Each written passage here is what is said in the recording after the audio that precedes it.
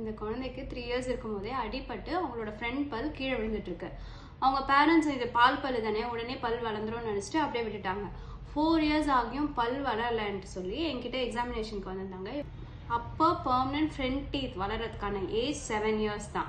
So நீங்கள் எந்த வயசில், அதாவது இந்த குழந்தைக்கு அடிப்பட்டனால 3 இயர்ஸில் விழுந்திருந்தாலும் சரி, இல்லை சொத்தையாகி பல்லு நம்ம அதுக்கு முன்னாடியே 7 இயர்ஸ்க்கு முன்னாடியே பல்லு எடுத்தாலும் சரி, அந்த பல்லு வளர்கிறதுக்கான ஏஜ் 7 இயர்ஸ் தானால எப்போ எடுத்திருந்தாலும் அது 7 இயர்ஸில் தான் வளரும்.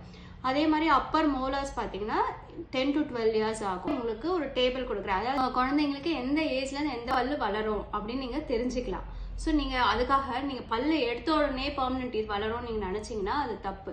அந்த பல்லு உள்ள ஃபார்ம் ஆகி கரெக்டாக வளர வேண்டிய வயசில் தான் வளரும். அதுக்காக தான் நீங்கள் பால் பல்லும் சின்ன வயசுலேயே சொத்தை இருந்தால் உடனே ஃபில் பண்ணுறது தான் பெட்டர். அதை விட்டுட்டு நீங்கள் பல்லு எடுத்தீங்கன்னா பர்மனன்ட் டீத் வளர ஏஜ்க்குள்ளே பக்கத்து பல்லு அந்த இடத்துக்கு கொஞ்சம் கொஞ்சமாக மூவ் ஆகி பர்மனன்ட் டீத் வளரதுக்கான இடமே இல்லாமல் போய் அது முன்னும் பின்னுமாக வளரும். ஸோ நீங்கள் சின்ன வயசுலேயே பல்லு எடுக்கிறதுக்கு முன்னாடியோ இல்லை அடிப்பட்டாலோ உடனே உங்கள் டென்டிஸ்ட்டை கன்சல்ட் பண்ணி அதுக்கான ட்ரீட்மெண்ட் எடுத்துக்கோங்க.